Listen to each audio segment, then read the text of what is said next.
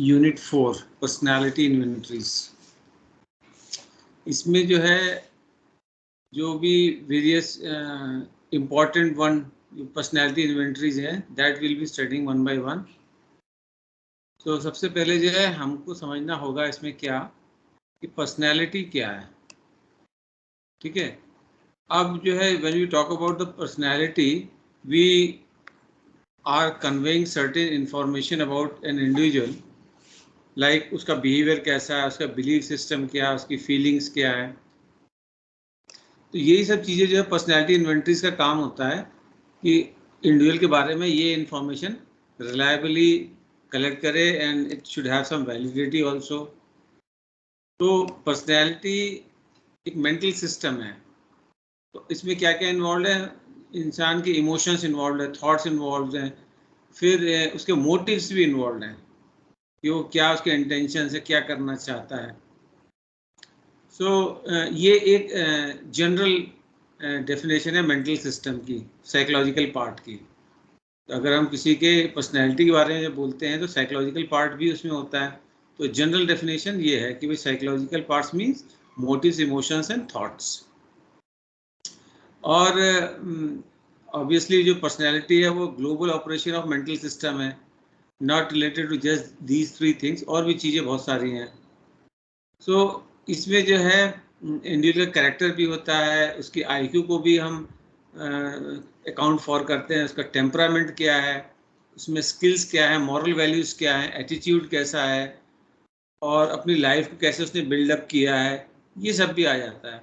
सो एक तरह से जैसे ना it is the essence of human being कि वो इंडिविजुअल क्या है। अगर हमको एक वर्ड बता दिया उसकी पर्सनैलिटी के बारे में, जैसे एक्सट्रोवर्ट बोल दिया, तो ये एसेंस हुआ उसकी पर्सनैलिटी का। तो इससे अंडरस्टूड क्या हो जाएगा कि इंडिविजुअल जो है उसके बहुत सारे फ्रेंड्स होंगे, उसको सोशल गैदरिंग से मज़ा आता होगा, सेंस ऑफ ह्यूमर उसका अच्छा होगा, प्लीजिंग पर्सनैलिटी होगी, इस टाइप की चीज़ ऑटोमेटिकली पता चल जाती है। हेल्पिंग नेचर होगा,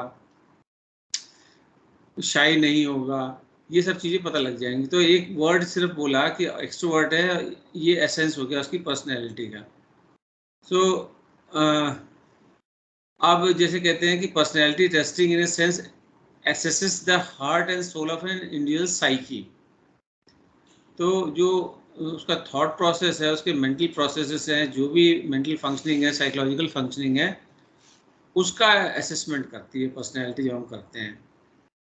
फिर एक जो होता है इंडिविजुअल का, हर इंडिविजुअल का अपना एक कैरेक्टरिस्टिक वे होता है, और एक होता है सभी इंडिविजुअल्स का जनरल वे। जैसे फॉर एग्जांपल अगर कहीं पूजा चल रही है तो ऑलमोस्ट सभी लोग सिमिलर तरीके से बिहेव करेंगे, जैसे चुप बैठेंगे, शांत बैठेंगे, रिस्पेक्टफुली हाथ जोड़ेंगे, कोई भजन कीर्तन आरती चल रहा तो वो गाएंगे। तो ये कैरेक्टरिस्टिक वे इंडिविजुअल का नहीं, सिचुएशनल हो गया। तो पर्सनैलिटी की जब हम बात करते हैं तो इंडिविजुअल का जो कैरेक्टरिस्टिक वे क्या है, जैसे फॉर एग्जांपल कोई प्रॉब्लम आई, तो प्रॉब्लम आने पे इंडिविजुअल का फर्स्ट रिएक्शन क्या होगा in most of the cases, कि उसको सॉल्व करना है या उसको किसी और के सर पे डाल देना है या उसको अवॉइड करना है। ये हर इंडिविजुअल का अपना अलग स्टाइल होगा। या कुछ होते हैं कि वेट करो अपने आप ही सॉल्व हो जाए, तो उसको जो है पेंडिंग में रखते हैं। सो हर एक का अपना स्टाइल होता है। तो ये जो कैरेक्टरिस्टिक स्टाइल है, ये हम उसका टेस्ट करते हैं अक्रॉस वेरियस सिचुएशंस, किसी एक पर्टिकुलर सिचुएशन नहीं। और ये सिचुएशन ऐसी सिचुएशंस की हम बात कर रहे हैं जिन सिचुएशन में more than one options available हो, मतलब उसके पास चॉइस हो।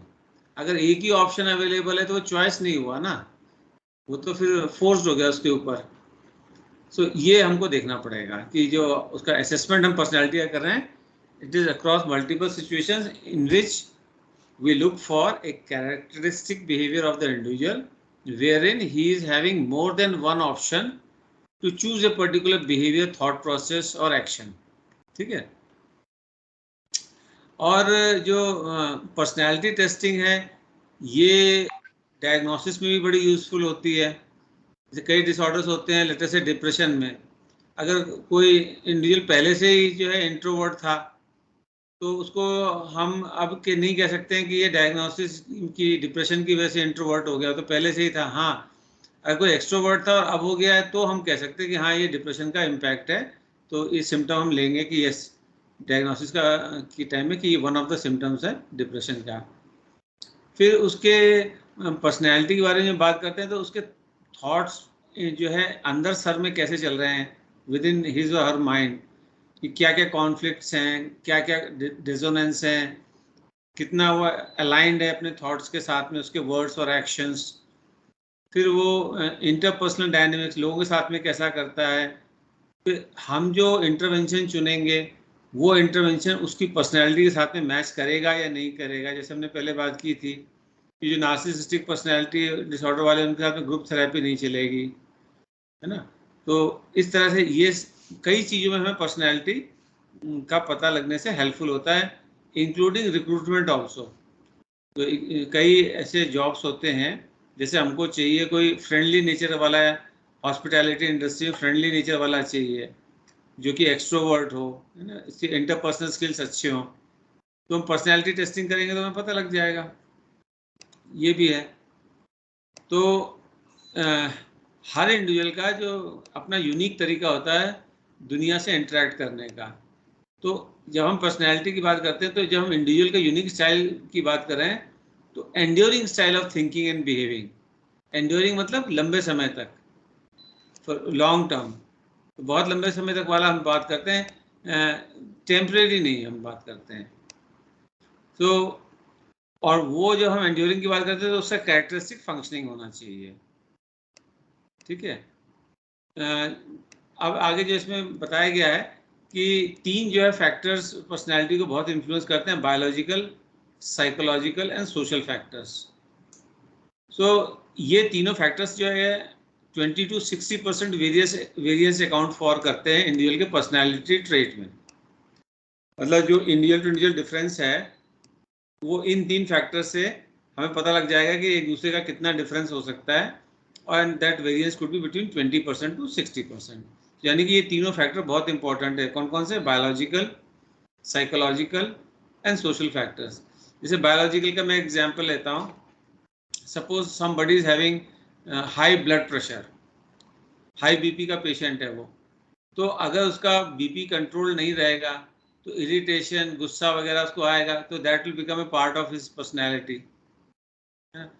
साइकोलॉजिकल में भी जैसे अगर किसी को कोई ऑब्सेशन है किसी चीज़ का, या उसको जो है कोई न्यूरोटिक है तो थॉट प्रोसेस में, तो फिर उसकी पर्सनैलिटी में दिखेगा, वो हर चीज़ पे शक करेगा, है ना, इस तरह से हो जाएगा। तो सोशल फैक्टर्स में भी कहेगा कि किसी की अपब्रिंगिंग में ऐसा है कि अपने से एल्डर्स को बहुत रिस्पेक्ट से ट्रीट करना है, और किसी में ऐसा होता है कि भाई तू करके भी बहुत बोल सकते हैं। जैसे हरियाणा में होता है अपने फादर से भी तू करके बात करते हैं, तो वो वहाँ की पर्सनैलिटी डिफरेंट होगी लोगों की बिकॉज ऑफ कल्चर।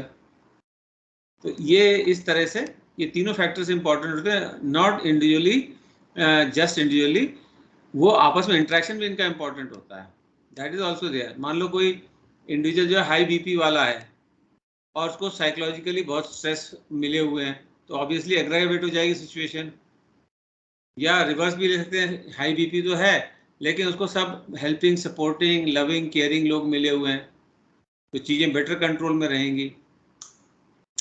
तो जो वेरियस पर्सनैलिटी थ्योरीज हैं वो हमको ये बताती है कि जो लोगों की जो पर्सनैलिटी कैसे डेवलप होती है, कैसे चेंज होती है, एंड कैसे how they experience generally stable and enduring behaviour and thinking patterns. ये तीनों चीज़ें हैं, पर्सनैलिटी का डेवलप होना, चेंज होना, और उसको जो है स्टेबिलिटी उसमें थिंकिंग पैटर्न्स में।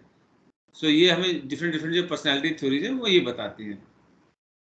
और इसके बेसिस पे, पर्सनैलिटी थ्योरीज के बेसिस पे, we not only just understand the behaviour, we also can predict the behaviour.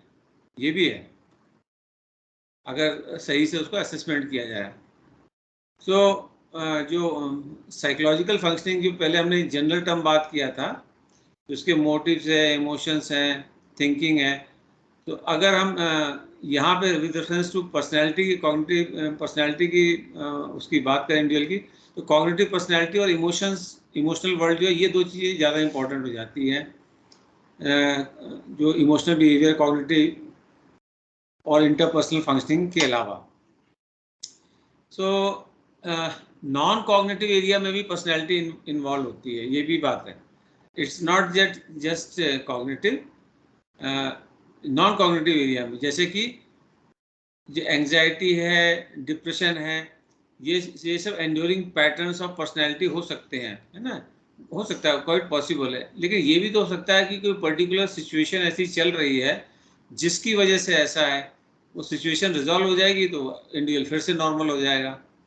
तो ये तो नॉन कॉग्निटिव हो गया ना, कि सिचुएशन क्या है। तो ये भी हमको ध्यान में रखना होगा कि जो अफेक्ट है और मूड्स हैं ये परमानेंट नहीं होते, टेम्परेरी होते हैं, सिचुएशनल भी हो सकते हैं। सो जो हमने मेजर किया वो उसकी पर्सनैलिटी है या उसके जो है टेम्परेरी जो है नॉन कॉग्निटिव एस्पेक्ट्स की वजह से, ये we have to be sure. So इसलिए अगर वो सिचुएशनल है तो it can not be associated with enduring personality characteristic obviously. फिर psychological functioning can be viewed as encompassing the gamut of component psychological processes as they impact one's ability to cope with life's pleasures and demand and uniquely combine to define personality. So अब इन्होंने further जो है उसको और निचोड़ के psychological functioning को बताया है कि भाई जो उसके साइकोलॉजिकल प्रोसेसेस हैं मेंटल ऑब्वियसली, तो उसमें वो कैसे जो है डील करेगा अपने लाइफ के प्लेजर्स जो हैं या लाइफ के जो डिमांड्स हैं। हर एक की लाइफ में कुछ ना कुछ डिमांड्स होती हैं जो फुलफिल करनी होती है हमें, और ये सब कंबाइन करके कैसे यूनिकली वो अपने जो है पर्सनैलिटी को बना रहा है। तो ये भी एक तरीका है पर्सनैलिटी का देखने का। तो पर्सनैलिटी में क्या क्या कंपोनेंट्स इंपॉर्टेंट होते हैं? सबसे पहला है सेल्फ। सेल्फ में क्या है, अब हम पर्सनैलिटी को फर्दर जो है नैरो डाउन कर रहे हैं, चीज़ों में क्या क्या मेजर करेंगे। अभी हमने जनरल टर्म्स में बात करी थी। पहला है सेल्फ। सेल्फ में सेल्फ आइडेंटिटी, तो वो अपने खुद को कैसे देखता है, पर्सनल हिस्ट्री उसकी, पर्सनल हिस्ट्री कितनी स्टेबल है और वो कितना अपना एक्यूरेट अप्रेजल कर रहा है, सेल्फ एस्टीम उसकी कैसी है, उसके रेंज ऑफ इमोशनल एक्सपीरियंस क्या है, इमोशंस को कैसे रेगुलेट करता है, ये सब सेल्फ आइडेंटिटी में आएगा। ठीक है। और फिर दूसरा सेल्फ में आता है सेल्फ डायरेक्शन। ये भी बड़ा इंपॉर्टेंट है। तो उसके लाइफ में शॉर्ट टर्म या लॉन्ग टर्म मीनिंगफुल गोल्स हैं या नहीं हैं, और अगर हैं तो वो कैसे उसको constructive and pro social internal standards of behaviour रखता है कि नहीं रखता है, ability to self reflect productively है या नहीं। अगर किसी के मॉरल स्टैंडर्ड्स नहीं होंगे तो गोल्स को फिर अचीव करने के लिए गलत रास्ता अपना सकता है, तो इसलिए वो भी हमें देखना होता है कि उसके जो है प्रो सोशल इंटरनल स्टैंडर्ड्स कितने हैं। और वो अगर खुद के बारे में अपनी गलती नहीं सोचे, कोई भी इंसान हो अपनी गलती अगर नहीं ढूंढेगा तो कभी कभी करेक्शन करेगा ही नहीं खुद का। तो यही चीज़ें जो सेल्फ डायरेक्शन देती है, अपने लाइफ में गोल हो, हमारे कोई प्रिंसिपल्स हो, मॉरल्स हो, और हम खुद को करेक्ट करते रहें, ये सेल्फ डायरेक्शन, तभी यही मिलता है। तो ये सेल्फ वाली ये दोनों चीज़ें क्लियर है ना। फिर सेकंड इज इंटरपर्सनल। इंटरपर्सनल में दो चीज़ें आती हैं। पहली है एम्पैथी। एम्पैथी में ये समझ पाना कि सामने वाला क्या फील कर रहा है, और वो जो फील कर रहा है उसके अकॉर्डिंगली अपने इमोशंस को रेगुलेट करना। आई मे बी वेरी हैप्पी, लेकिन सामने वाले का जो है अभी घर में कोई सिचुएशन खराब चल रही है, so I should not express my happiness, personal happiness उस टाइम कम से कम। तो ये इमोशन, मुझे गुस्सा आ रहा है, लेकिन ये मुझे पता है कि अगर गुस्सा करूंगा तो ये मेरा बॉस है, ये मेरा करियर खराब कर सकता है, तो उस टाइम गुस्सा करना ठीक नहीं है। और बॉस की सिचुएशन में समझूं कि भाई ये इसको भी ऊपर से प्रेशर आ रहा होगा इसलिए मेरे को कर रहा है, ये खराब इंसान तो नहीं है। तो इस तरीके से ये जो इमोशनल रेगुलेशन, सामने वाले की बात को समझना, उसकी सिचुएशन में, ये सब एम्पैथी में आता है। देन इंटीमेसी, ये भी बड़ा इंपॉर्टेंट है। इंटीमेसी, इसमें जो है दो चीज़ें देखी जाती है इंटीमेसी में। एक तो उसके रिलेशंस में डेप्थ कितनी है, बस ऊपर से hello hi miss you bye इस टाइप का है, या इमोशन डीपली इन्वॉल्व है। और दूसरी चीज़ ड्यूरेशन, इमोशन हो सकता है डीपली हो, लेकिन बस कुछ ही दिनों उसके जो है कोई भी रिलेशनशिप चलेगा, उसके बाद में वो ख़त्म हो जाएगा। सो ये ड्यूरेशन और डेप्थ भी जो है हमें बताता है कि उसका इंटरपर्सनल जो है लेवल क्या है पर्सनैलिटी में। सो ये दोनों बात समझ में आ गई ना। फिर आता है जो certain there are certain continuum. जब हम पर्सनैलिटी की बात करते हैं तो उसमें जो है जो उसके सोशल स्किल्स की भी हम बात कर रहे थे, self and interpersonal functioning continuum, जो ऊपर हमने बात करी थी इंटरपर्सनल वाली। तो ये कंटिन्यूम है कि अगर जो है हम इंडिविजुअल सभी को मेजर करें तो एक एक्सट्रीम पे होगा नो इम्पेयरमेंट, सब कुछ परफेक्ट है, और दूसरे अपोजिट एंड पे होगा एक्सट्रीम इम्पेयरमेंट, और बाकी के बीच में हो जाएंगे माइल्ड है, मॉडरेट है, सीरियस है। तो हम जब कोई पर्सनैलिटी मेजर करेंगे तो इस स्पेक्ट्रम में वो कहीं फिट होता होगा इंडिविजुअल। ये कंटिन्यूम वाली बात समझ में आ गई ना। ठीक है। अब measurement of personality and psychological functioning कैसे करेंगे? वही इंटरव्यूज हैं, स्ट्रक्चर्ड हो सकते हैं, अनस्ट्रक्चर्ड हो सकते हैं, ऑब्जर्वेशंस हैं, नेचुरलिस्टिक हो सकते हैं, एनालॉग हो सकते हैं, चेकलिस्ट इंडिविजुअल से भी फिलअप करवा सकते हैं, उसके इन्फॉर्मेंट से भी करवा सकते हैं, इन्वेंटरीज, सेल्फ असेसमेंट क्वेश्चन जो होते हैं, और इवन बायोलॉजिकल असेसमेंट भी, जैसे न्यूरो इमेजिंग टेक्निक्स हैं, उससे ब्रेन का जो है स्कैन लेके भी हम कई चीज़ें पता कर सकते हैं। सो इसमें जो है ऑब्जेक्टिव टेस्टिंग हम नहीं कर सकते हैं पर्सनैलिटी में कि yes no true false type के, ये नहीं कर सकते, क्योंकि फिर वो यूनिकनेस नहीं रह जाएगी ना। फिर तो हमने पूरे वर्ल्ड को दो ही भाग में डिवाइड कर दिया। अगर हम यस नो ट्रू फॉल्स करेंगे, there are only two kind of people. हाँ, तो there is no spectrum, only extremes of the spectrum हो जाएगा। तो ये ध्यान रखना पड़ेगा। तो इसलिए पर्सनैलिटी में जो है जो प्रोजेक्टिव टेस्टिंग है उसका बड़ा इम्पोर्टेंस है, जो हमने पहले पढ़ा था, कि क्योंकि उसमें एम्बिगुअस और अनस्ट्रक्चर्ड टेस्टिंग स्टिमुलस होते हैं, तो इसलिए जो है हमें वैरायटी ऑफ रिस्पांस निकल के आएंगे। तो वो हमको उसकी जो है ब्रेड्थ और डेप्थ उसकी पर्सनैलिटी की डिफरेंट डिफरेंट चीज़ों से पता चलेगी। अब ये हम ऑलरेडी पता कर चुके हैं कि प्रोजेक्टिव टेक्निक्स जो है क्या क्या होती है। जैसे इसमें सबसे बड़ी बात होती है कि कोई राइट एंड रॉन्ग आंसर नहीं है, तो subject can freely respond. It can be in the form of stories, या कोई वर्ड एसोसिएशन होता है, जो भी वर्ड्स पहले सुनाई दे, समझ में आए दिमाग में, वो बोलना है। या सेंटेंस कंप्लीशन हो सकता है, कोई आधा अधूरा सेंटेंस दिया वो फुलफिल करेगा। और कुछ पर्सनैलिटी के जो है ऑब्जेक्टिव टेस्टिंग भी होते हैं, पर जनरली वो साइकोपैथोलॉजी में ज़्यादा यूज होते हैं। जैसे मिनेसोटा मल्टीफेजिक पर्सनैलिटी इन्वेंट्री है। सो इसमें जो है 567 क्वेश्चंस होते हैं which are in the form of true false. ठीक है, एडोलेसेंट के लिए अलग होता है, उसको Minnesota multiphasic personality inventory adolescent या MMPI-A कहते हैं। इसी तरह से एक million clinical multi axial inventory होती है, इसका लेटेस्ट फॉर्म जो है 3rd एडिशन है।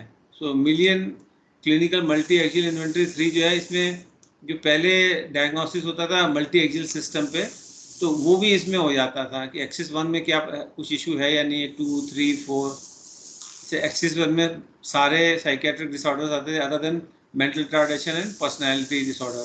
सेकेंड में यही दोनों आते थे, mental retardation and personality disorder. 3 में जो है जनरल मेडिकल कंडीशन में हो गया। इस तरह से 5 डिफरेंट जो थे। फिर एक 16 पर्सनैलिटी फैक्टर्स जो है, 16 PF शॉर्ट में कहते हैं, क्वेश्चनर है। ये 5th एडिशन वाला जो है इसमें हो रहा है, अभी चल रहा है। फिर एक NEO PIR। So NEO is neuroticism, extroversion and openness. Personality inventory जो है ये है। तो ये जो 5 फैक्टर पर्सनैलिटी थ्योरी है उसके ऊपर बेस्ड है। देन फर्दर जो है इन्होंने डिस्क्रिप्शंस दिया है, जो अभी हमने बात करी है कि 1943 में जो है MMPI, रादर 1930 में 1930s में जो है ये डेवलप हुआ था, 1943 में पब्लिश हुआ था। स्टार्क हैथवे था एक साइकोलॉजिस्ट, और दूसरा साइकियाट्रिस्ट JC मैकिनले। सो इसको रिवाइज किया गया अगेन 1989 में, MMPI 2 हो गया। सो ओरिजिनल वाले में 550 ट्रू फॉल्स वाले थे। फिर जो है इसको डिज़ाइन इनिशियली किया गया था एज 16 थ्रू एडल्टहुड, लेकिन ये भी देखा गया है कि लेस देन 16 में भी यूज़ किया जाता है MMPI को। Actually technically it is wrong, validity उसकी नहीं है, लेकिन यूज़ करते हैं। सो इसमें रफली 1.5 आवर्स लग जाते हैं इसको एडमिनिस्टर करने में। तो इसमें जो है एक ये नई चीज़ जो है इसमें चैप्टर में जो पहले नहीं थी, इसमें जो है क्लिनिकल स्केल्स के बारे में भी कुछ दिया हुआ है। तो 10 डिफरेंट क्लिनिकल स्केल्स होते हैं जिसमें हम डिफरेंट चीज़ों के बारे में पता कर रहे होते हैं। जैसे कुछ एक है कैनॉट से स्केल, जैसे ट्रू फॉल्स और कैनॉट से 3 ऑप्शन है। तो अगर वो ज़्यादातर चीज़ों में कैनॉट से कह रहा है तो इसका मतलब या तो वो छुपा रहा है या उसकी कोई डिसीजन लेने की प्रॉब्लम है। ठीक है, वंस इन ए वाइल तो हो सकता है। फिर एक लाई स्केल होता है, कुछ क्वेश्चंस उसमें जान के ऐसे डाले जाते हैं कि वो उसका आंसर जो है वो पता चल जाता है कि इंडिविजुअल रॉन्ग दे रहा है। जैसे एक क्वेश्चन है कि मेरे थॉट प्रोसेस में सुसाइड की बात कभी नहीं आई। तो ये अगर कोई जो है लिखता है कि ट्रू मेरे कभी नहीं आई, तो ये लाई है, क्योंकि हर एक के दिमाग में कभी ना कभी आती है। इट मे नॉट बी कि वो घर कर जाए दिमाग में और आदमी कमिट कर दे, बट कभी कभी जब ज़्यादा परेशानियाँ लाइफ में होती तो इंसान को लग सकता है कि भाई it is better to die. तो ये नहीं कि वो सुसाइडल टेंडेंसी है, लेकिन दिमाग में बात आई ही नहीं पूरी ज़िंदगी में, ये लाई है। So these are two different thing, having suicidal tendency and कि आइडिया जस्ट पूरी लाइफ में कभी एक बार आया। तो ऐसे इन्होंने कुछ क्वेश्चन, तो ये लाई स्केल हो गया। फिर वैलिडिटी एफ स्केल होता है, इसमें जो है जो आंसर्स दे रहा है वो वैलिड आंसर्स हैं कि नहीं है। क्वेश्चंस ही ऐसे बनाए जाते हैं कि उससे पता लग जाता है कि उसके आंसर जो है वैलिड हैं या नहीं है। फिर एक के स्केल होता है, करेक्शन स्केल होता है कि आदमी वो बता तो रहा है, जैसे पूछा जाए कि have you ever lied in your life, तो अगर वो कहेगा कि नहीं तो पता चल जाएगा कि वो जो झूठ बोल रहा है। लेकिन अगर जो है वो बोलेगा कि सम टाइम्स, तो ये करेक्शन स्केल हो गया कि भाई पूरा जो है वो लाई नहीं कह रहा है, थोड़ा करेक्ट करके बोल रहा है। इस टाइप से जो है वो क्वेश्चंस रहते हैं, उससे पता चल जाता है, डिज़ाइन ही ऐसे किए जाते हैं। सो हाँ, एक और चीज़ इसमें बात ध्यान रखनी होगी, MMPI जब कंडक्ट करते हैं, 2 पॉसिबिलिटीज़ हैं कि somebody might be intentionally faking bad। जैसे कोर्ट से जो है कोर्ट केसेस वाले केसेस में वो मेंटल रिटार्डेशन दिखाने की कोशिश करेगा, तो वो भी जो है इसमें होता है।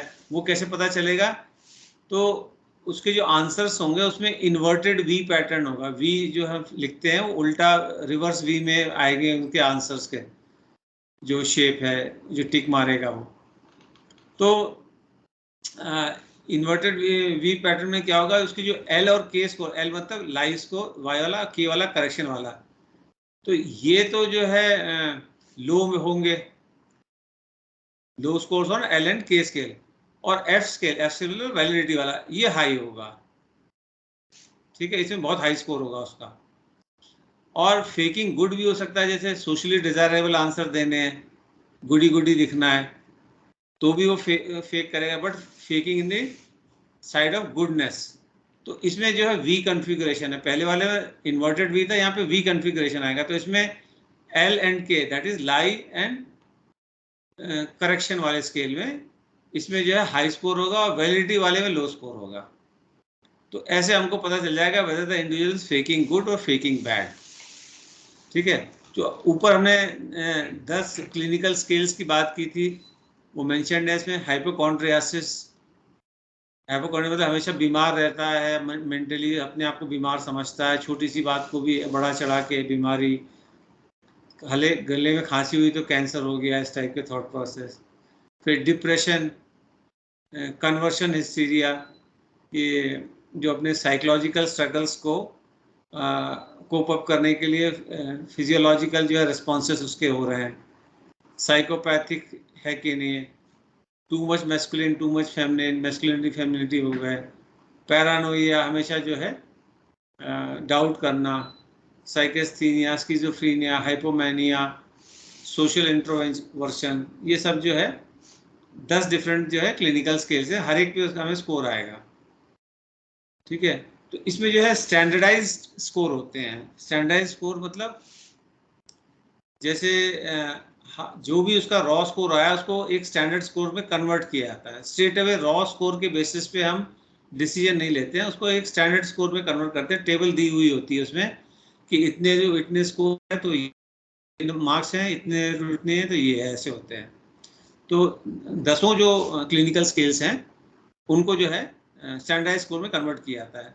तो ये हमेशा ध्यान रखना, जो कैपिटल टी लिखेंगे, कैपिटल टी स्कोर तो स्टैंडर्डाइज स्कोर होता है, और अगर स्मॉल वाला टी लिखा है तो अनस्टैंडर्डाइज है। ये हमेशा ध्यान रखना, ये मिस्टेक लोग बहुत करते हैं। टी स्कोर जहाँ भी आता है कैपिटल टी लिख देते हैं, चाहे वो स्टैंडर्डाइज है या नहीं है। So technically it is a fault अगर कोई अनस्टैंडर्डाइज स्कोर को कैपिटल टी में लिख देता है। ठीक है, और 65 तक अगर इंडिविजुअल का स्कोर है तो जो है वो नॉर्मल माना जाएगा। 65 से ऊपर है तो फिर जो है ये कंसिडर किया जाता है कि हाई है और क्लिनिकल रेंज में, मतलब कुछ ना कुछ इशू है। क्योंकि जो इन्होंने जो स्टैंडर्डाइज किया है, क्योंकि इसलिए 1.5 स्टैंडर्ड डेविएशन जो है उससे ज़्यादा होने पर ही 65 से ऊपर जाएगा। तो हाँ, तो जो एवरेज है, मीन जो है उसके आसपास लेफ्ट और राइट में 1.5 स्टैंडर्ड डेविएशन तक नॉर्मल माना जाएगा। तो ये MMPI 2 का। और MMPI A जो एडोलेसेंट वाला, उसके केस में 70 वाला स्कोर माना जाएगा नॉर्मल, उससे ऊपर जो है वो क्लिनिकल रेंज मानी जाएगी। फिर जब ओरिजिनली MMPI स्केल डेवलप हुआ था उसके बाद में कई सारे जो है एडिशनल सब स्किल्स डेवलप किए गए आफ्टर द इनिशियल स्केल, जैसे repression, anxiety, ego strength, over controlled hostility, dominance. तो ये सब जो है इस तरह से किए गए थे। तो ऐसा डिफरेंट जो है 400 सब टेस्ट जो है लोगों ने डेवलप किए हैं इसी MMPI में। तो ऑब्वियसली सब तो यूज करने की जरूरत नहीं, जो जरूरत है वही हम क्या रेफरल क्वेश्चन है उसके बेसिस पे यूज करेंगे। तो 10,000 डिफरेंट स्टडीज में MMPI यूज हुआ, मतलब काफ़ी वाइड रेंज ऑफ। तो ये मोस्ट यूज क्लिनिकल स्केल है ये। सेकंड फिर रोशा आता है, थर्ड में टैट आता है। हाँ, ये एक इंटरेस्टिंग चीज़ है कि जो MMPI जब इनिशियली बना था तो उस टाइम जो है इसका सैंपल रिप्रेजेंटेटिव नहीं था। जो हम कोई स्केल कंस्ट्रक्ट करते हैं तो sample should be representative of the population, वो इसमें नहीं था। तो इस कमी को जो है फिर दूर किया गया 1980 में। तो उसको जो है रीस्टैंडर्डाइज किया गया टेस्ट को रिप्रेजेंटेटिव पॉपुलेशन के साथ में। तो जो MMPI 2 है वो स्टैंडर्डाइज पॉपुलेशन के साथ में है और इसमें 567 आइटम्स हैं, और ये 18 थ्रू एडल्टहुड, मतलब थ्रू आउट की कोई भी एज हो, 18 एंड अबव के लिए है। सो अच्छा, ये भी एक चीज़ ध्यान रखना है, MMPI में जो कुछ सब, अभी MMPI 2 की बात कर रहा हूँ मैं, इसमें कुछ सब स्किल्स ऐसे हैं उनके नाम जो है मिसलीडिंग है, मिसनॉमर है। मतलब नाम स्केल का सुन के लगेगा कि अच्छा ये चीज़ डिटेक्ट करता होगा, पर वैसा नहीं है। जैसे फॉर एग्जांपल इसमें एक MMPI 2 की बात कर रहा हूँ मैं, एक स्किज़ोफ्रेनिया का सब स्केल है, उसको शॉर्ट में SC लिखते हैं, S कैपिटल C स्मॉल। तो SC वाला जो स्केल है स्किज़ोफ्रेनिया वाला, ये स्किज़ोफ्रेनिया मेजर नहीं करता है, इसका कोई लेना, बट समहाउ इसका नाम रख दिया गया है। तो इसीलिए जो क्लिनिशियंस हैं वो सब स्केल्स को जो है नाम से नहीं बुलाते हैं, नंबर से बुलाते हैं। जैसे स्किज़ोफ्रेनिया वाला है उसका नंबर 8 है, तो स्कोर ऑन स्केल 8 ऐसे बोलेंगे रादर देन स्किज़ोफ्रेनिया, क्योंकि वो नाम मिसलीडिंग है, ये ध्यान रखना। सो जो जस्ट लाइक MMPI जो हमने बात किया ना कि 400 डिफरेंट सब स्केल्स मेजर किए गए थे, इसमें MMPI 2 में भी ऐसे काफ़ी सब स्केल्स हैं बनाए गए हैं। तो टाइप A बिहेवियर के लिए अलग है, PTSD के लिए अलग है, ऑब्सेशन के लिए अलग है, फियर के लिए अलग है, इस तरह से। ये MMPI वाला क्लियर हो गया तो मैं आगे बढ़ूं। फिर ये एडोलेसेंट वाला है, तो सेम वही चीज़ है एडोलेसेंट वाली। सो एक इसमें बात ये, दोनों ही MMPI भी और MMPI A भी, मतलब MMPI 2, MMPI A तीनों, इनको जो है हैंड टेम्पलेट से भी स्कोर किया सकता है और कंप्यूटर से भी स्कोर किया सकता है, बोथ ऑप्शंस आर अवेलेबल। तो और ये भी बात है कि हम किसी पर्टिकुलर सब स्केल के जो है स्कोर को देख के इंटरप्रिटेशन नहीं करते हैं किसी भी तरह का, उसका पूरा प्रोफाइल देखते हैं इंडिविजुअल का, तब जो है एनालिसिस करते हैं कि उसमें क्या इश्यूज हैं या हैं कि नहीं है। और क्या कैसे करते हैं कि जनरली जो हाई स्कोरिंग जो सब स्केल्स होते हैं उनका स्कोर अलग से देखते हैं, लो वालों का अलग से देखते हैं, तो उससे एक हमें जनरल आइडिया लग जाता है कि कहाँ कहाँ उसकी फंक्शनिंग हाई है, कहाँ कहाँ जो है उसकी लो है। जैसे अगर जो फर्स्ट 3 स्केल्स हैं MMPI के, उसमें हाई स्कोर हो तो ये न्यूरोटिक ट्रायड जो रिफ्लेक्ट करेगा। न्यूरोटिक ट्रायड मतलब एंजाइटी भी है, डिप्रेशन भी है और सोमैटिक कंप्लेंट्स भी हैं। तो इंस्टेड ऑफ एक एक की, जैसे खाली हमने 1 वाला देखा तो इसको एंजाइटी है, फिर 2 वाला देखा तो इसको इसका डिप्रेशन है, 3 वाला देखा तो सोमैटिक कंप्लेंट है, अब तीनों को एक साथ देखेंगे तो समझ में आएगा कि न्यूरोटिक है, कि न्यूरोटिक में ये तीनों चीज़ें होंगी। तो इस तरह से जो है हम ओवरऑल प्रोफाइल की बेसिस पे इसमें इंटरप्रिटेशन करते हैं। देन हाँ, ये मैंने बताया दिया कि जो भी हमें ज़रूरत है उसके हिसाब से सप्लीमेंट्री स्केल हम ले सकते हैं। Then comes million clinical multi axial inventory, इसको शॉर्ट में MCMI होता है। तो ये बता दिया 5 जो एक्सिस हैं, जितने psychiatric disorder other than mental retardation, personality disorder, second में personality disorder and mental retardation, third में जनरल मेडिकल कंडीशन, फोर्थ में psycho social status, and number 5 में global assessment of relative functioning. इसको शॉर्ट में GF लिखते हैं, पर full form उसका global assessment of relative functioning है। People do write GAF which is global assessment of functioning, वो इनकरेक्ट है एक्चुअली। तो इसमें जो है MMPI 2 की बात कर रहा हूँ, उसकी उसमें जो है ऐसे पर्सनैलिटी डिसऑर्डर्स जो है एसेस नहीं कर पाते हैं स्पेसिफिक, जैसे कि हिस्ट्रियोनिक पर्सनैलिटी है, बॉर्डरलाइन है, पैरानॉइड है, ऑब्सेसिव कंपल्सिव पर्सनैलिटी है। सो ये million clinical multi axial inventory में हो जाते हैं, क्योंकि इसमें मल्टी एक्सियल है ना, एक्सिस 2 का भी, मतलब मेंटल रिटार्डेशन पर्सनैलिटी डिसऑर्डर भी होगा। सो ये एक इसका एडवांटेज है। अगर पर्सनैलिटी डिसऑर्डर जो है करना है, so it is better to use MCMI rather than MMPI। Psychopathology देखनी है तो वो MMPI इज बेटर। ठीक है। सो अब जो है करंट जो चल रहा है वो MCMI 3 चल रहा है। फिर एक मिलियन बिहेवियरल हेल्थ इन्वेंट्री भी है, MBHI शॉर्ट में कहते हैं इसको, वो भी है। और एक ये भी इसका लॉजिक है MBHI के बारे में, ये हेल्थ बिहेवियर इन्वेंट्री है, तो ये पर्सनैलिटी या साइकोलॉजिकल फंक्शनिंग का मेजर नहीं है, ये हेल्थ बिहेवियर का है। तो एक लॉजिक ये भी है। सो MCMI में 175 ट्रू फॉल्स क्वेश्चंस होते हैं, और 18 एज से लेके जो इंडिविजुअल का जो एडल्टहुड है वहाँ तक 30 मिनट्स में हो जाता है। तो जैसे उसमें 10 क्लिनिकल स्केल्स है MPMI में, इसमें 24 स्केल्स हैं। और क्योंकि इसमें मल्टी एक्सियल है तो 4 पर्सनैलिटी पैटर्न्स भी हैं, एंड 10 क्लिनिकल सिंड्रोम स्केल्स हैं। देखो, क्लिनिकल सिंड्रोम नॉट सिम्टम्स, मतलब कई सारी चीज़ों का कॉम्बिनेशन होगा। ठीक है, क्योंकि हम इसमें मल्टी एक्सियल है ना, तो कई चीज़ें कर रहे हैं इसलिए। फिर 16 PF ये रेमंड कार्टेल ने बनाया था। सो इसमें भी हमें स्पेक्ट्रम मिलता है इंडिविजुअल की पर्सनैलिटी का। 185 आइटम से मल्टीपल चॉइस क्वेश्चंस होते हैं, अप्रॉक्सीमेटली 45 मिनट्स लगता है कंप्लीट होने में। एज 16 थ्रू एडल्टहुड है। तो इसमें जो 5 ग्लोबल फैक्टर्स हैं इंडिविजुअल के, वो एसेस किए जाते हैं पर्सनैलिटी कैरेक्टरिस्टिक्स के। तो इसमें जो है स्टैंडर्डाइज स्कोर्स यूज होते हैं 1 to 10। तो ऑब्वियसली मीन जो है 5 होगा, स्टैंडर्ड डेविएशन 2 है। NEO PIR, neuroticism, extroversion, openness, personality inventory R is revised. So इसमें 5 पॉइंट रेटिंग है, मतलब जो लिकार्ट स्केल में 1 2 3 4 5 तक होगा। तो ये 5 फैक्टर पर्सनैलिटी पे बेस्ड है, ये मैं ऑलरेडी बता चुका हूँ। Neuroticism, extroversion, openness, agreeableness and कंसेंशियसनेस।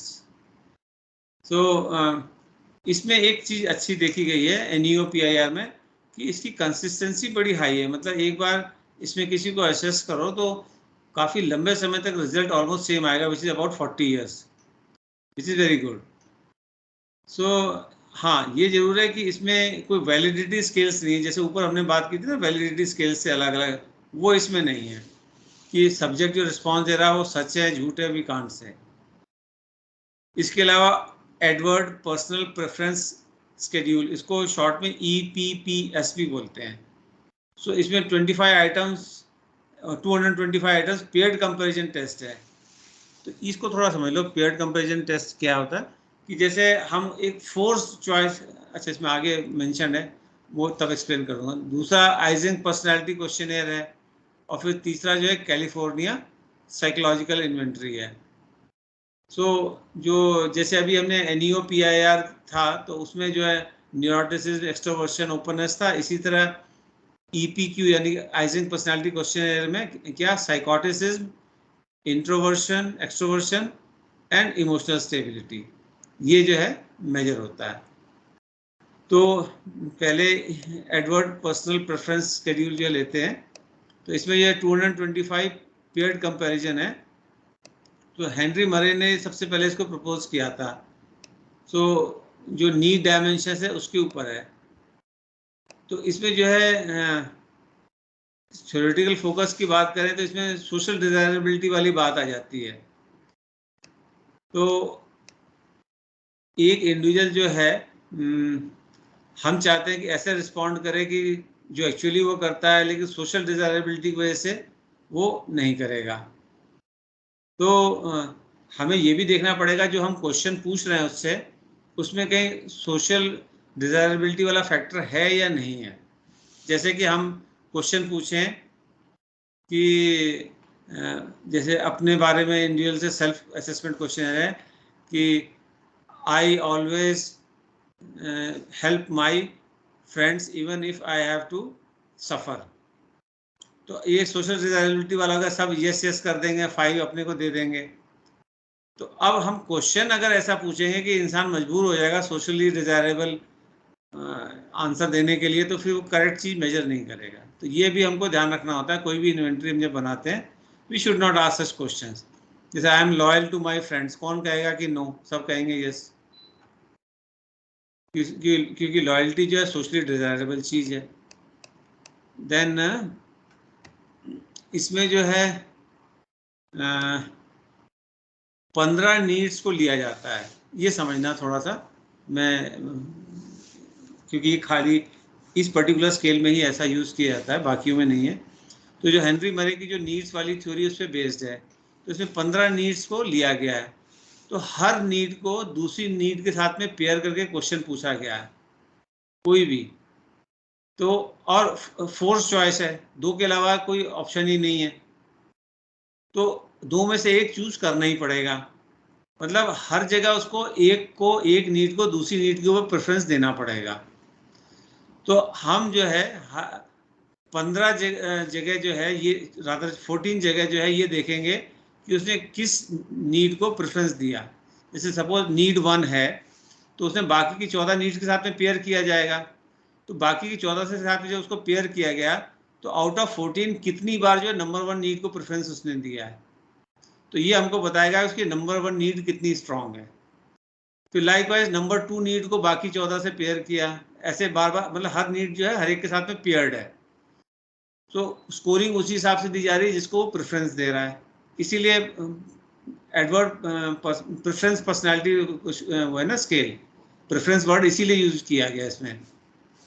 तो वो किस नीड को प्रेफर कर रहा है ओवर विच नीड, ये हम स्कोर करते जाएंगे। तो फिर हमको जो है ये 28 फोर्स चॉइस जो है आइटम्स, उससे हमें पता लग जाएगा कि उसकी एक्चुअल नीड्स क्या है।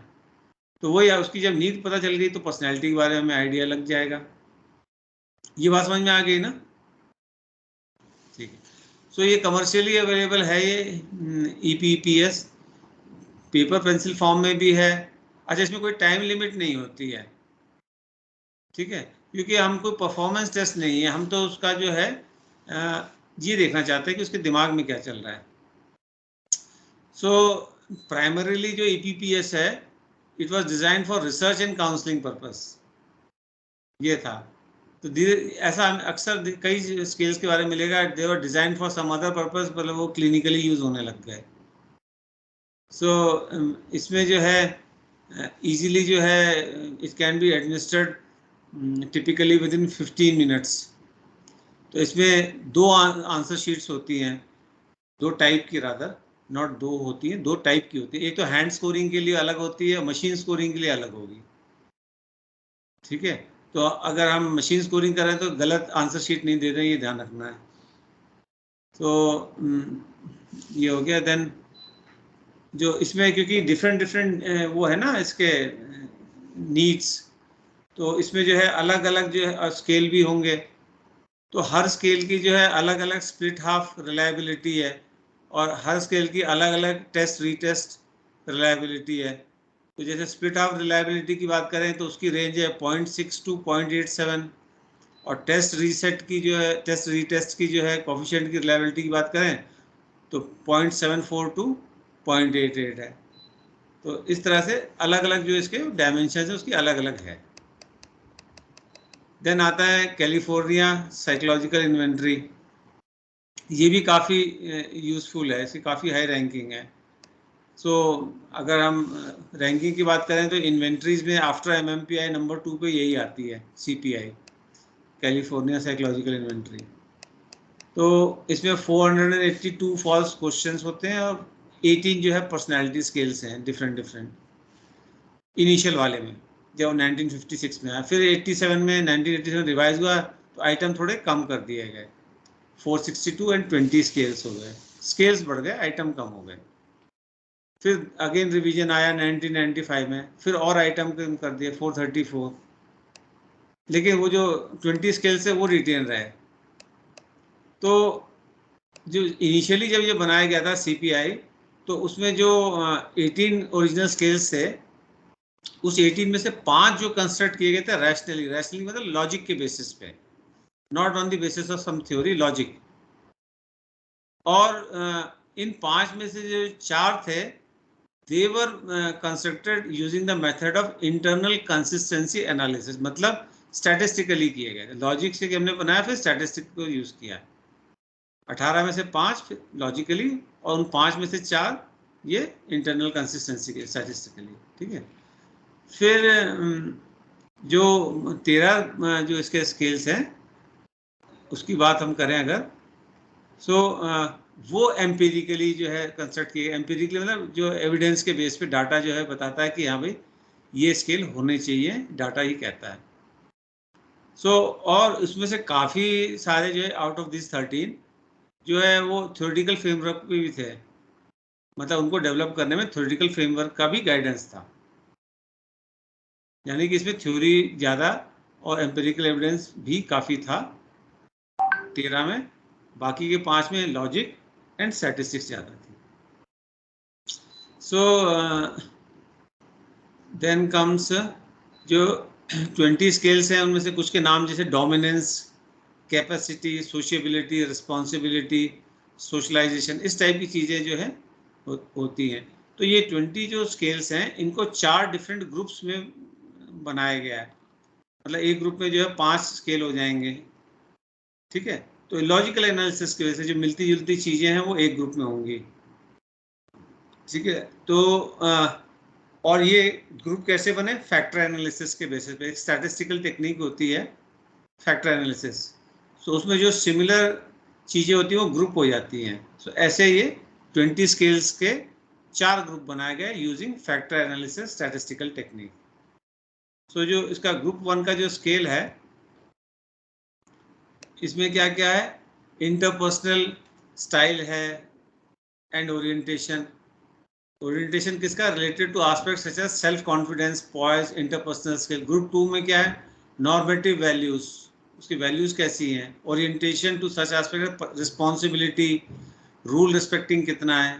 ग्रुप 3 में कॉग्निटिव इंटेलेक्चुअल फंक्शनिंग, मतलब बेसिकली IQ से ज़्यादा रिलेटेड है। ग्रुप 4 में पर्सनल स्टाइल, यहाँ पे जो है उसकी कैरेक्टरिस्टिक बिहेवियर और थॉट प्रोसेस आ जाता है। सो ये 4 ग्रुप में जो 20 स्किल्स डिवाइड होते हैं। देन इसमें जो है जो एवरीडे लाइफ है उसको भी जो है हम करते, जैसे अगर हम किसी की पर्सनैलिटी के बारे में हम बताएं, हर एक आदमी तो साइकोलॉजिस्ट नहीं होता है, लेकिन किसी से भी किसी के बारे में पूछो तो वो सर्टेन बात बताएगा कि उसकी पर्सनैलिटी कैसी ऐसी है। तो ये जो एक आम आदमी बता रहा है किसी की पर्सनैलिटी के बारे में, इसको जीरो नॉलेज है साइकोलॉजी की, तो किस बेसिस पे बता रहा है? वो इस बेसिस पे बता रहा है कि सोशली एक माना जाता है कि पर्सनैलिटी में क्या क्या चीज़ें होती हैं, उनका कॉन्सेप्ट जो है अपना एक अलग ही होता है, तो उसे कहते हैं फोक कॉन्सेप्ट। सो ये फोक कॉन्सेप्ट के बेसिस पे भी इसमें देखा जाता है। तो इसमें नॉर्मल एडोलेसेंट से लेके जो है एडल्ट पर्सन है, सबका देखा जाता है। और इसमें अगेन कोई टाइम लिमिट नहीं है जो फोक कॉन्सेप्ट वाले की हम बात कर रहे हैं, बट 45 to 60 मिनट्स लगते हैं। और इसमें जो है एडिशनल 20 स्टैंडर्ड स्केल्स होते हैं, ठीक है, और 13 स्पेशल पर्पस स्केल होते हैं। ये सारी हम बात कर रहे हैं, याद रखना, फोक कॉन्सेप्ट के बेसिस पे। जैसे एक है वर्क ओरिएंटेशन। अब साइकोलॉजी में तो वर्क ओरिएंटेशन का कोई वो नहीं, लेकिन लोग बात तो देते हैं काम धंधा ये कैसा करता है, कितना सीरियसली अपने काम को करता है, कितने अच्छे से करता है। फिर क्रिएटिव टेम्परामेंट, कि नई नई चीज़ें करता है नहीं करता है, इस तरह से होता है। तो इसमें जो है, जो लेटेस्ट रिवीजन किया गया 1987 में CPI का, उसमें जो है 3 वेक्टर्स बनाए गए। एक तरह से फैक्टरी समझ लो, यहाँ पे इन्होंने वेक्टर वर्ड यूज किया है। 3 जो है वेक्टर्स बनाए गए।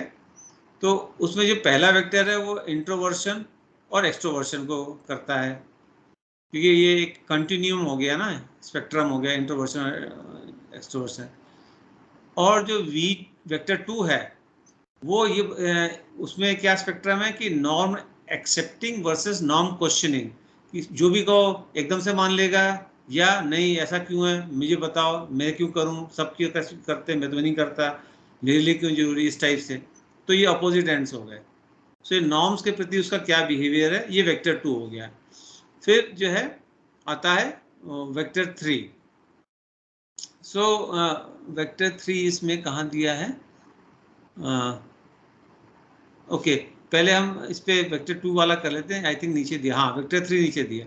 वेक्टर 3 जो है वो कितना उसका स्ट्रॉन्ग है sense of self realization and fulfilment, ठीक है, मतलब ये थोड़ा टूवर्ड्स जो है एक्चुअलाइजेशन वाली उस डायरेक्शन में हो गया। तो जो हमने वेक्टर 1 और वेक्टर 2 वाली बात की, मतलब एक्स्ट्रावर्शन, इंट्रोवर्शन है, नॉर्म एक्सेप्टिंग है, नॉर्म क्वेश्चनिंग, इसके बेसिस पे, इस कॉम्बिनेशन के बेसिस पे 4 डिफरेंट पर्सनैलिटीज निकल के आ सकती हैं।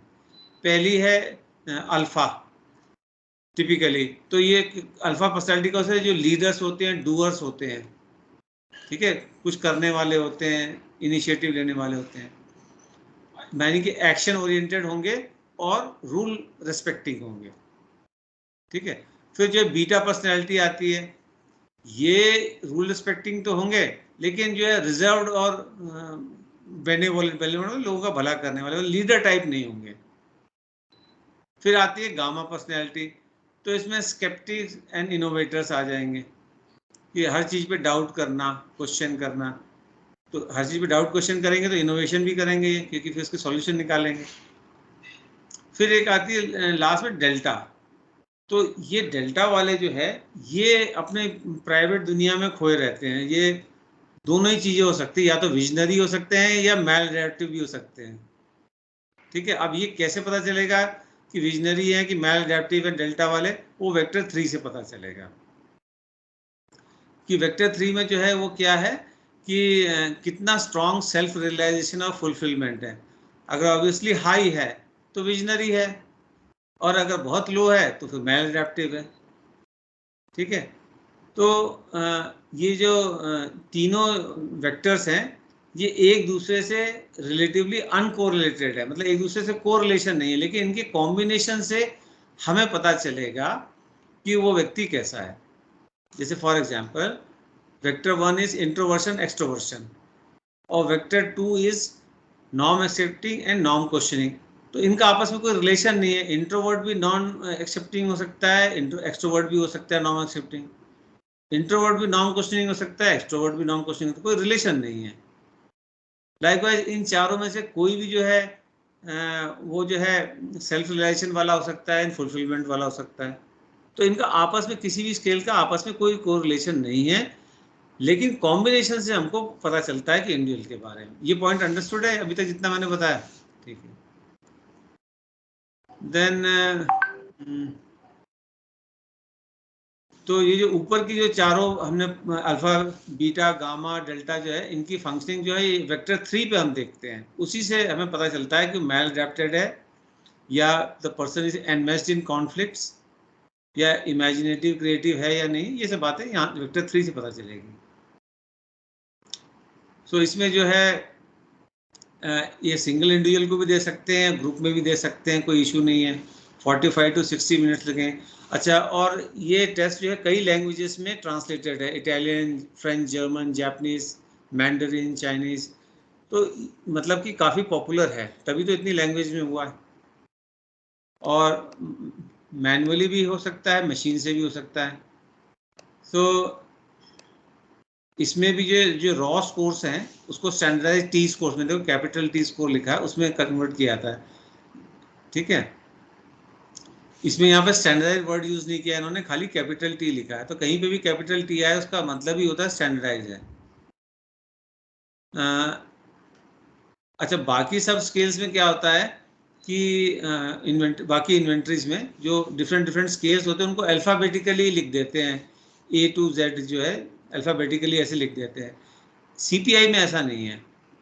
तो इसमें जो है जो स्केल्स लिखे जाते हैं वो एक दूसरे से साइकोलॉजिकल क्या रिलेशनशिप है उसके ऑर्डर, मतलब स्केल 1 के बाद जो स्केल 2 होगा वो आपस में ज़्यादा को रिलेटेड होगा, फिर स्केल 3 जो होगा वो 1 से कम को रिलेटेड होगा, 2 से ज़्यादा होगा, ऐसे जो है अलग अलग स्केल्स लिखते हैं। तो उसी से हमको हेल्प मिल जाती है इंटरप्रिटेशन में भी कि जो कोरिलेटेड वाले उनका स्कोर कैसा है। तो और जो इसकी स्कोरिंग की जो की है वो हमको ये क्लियरली बता देती कि जो अपर पोर्शन के जो स्कोर्स हैं वो एकदम बिखरे हुए हैं कि नहीं बिखरे, क्योंकि जो कोरिलेटेड चीज़ें हैं उनके स्कोर तो बहुत डिफरेंट नहीं होने चाहिए ना, उनके स्कोर मिलते जुलते होने चाहिए। तो अगर वो बहुत बिखरे हुए स्कोर्स हैं कोरिलेटेड आइटम से, क्योंकि एक दूसरे से कोरिलेटेड सीक्वेंस वैसे ही लिखा हुआ है ना, तो वो हमें पता लग जाएगा भी कुछ इशू है, ये तो ऐसा नहीं होना चाहिए। ठीक है, with this I come to the end of this session. कोई क्वेश्चन है तो you can ask, otherwise I stop the recording. ठीक है।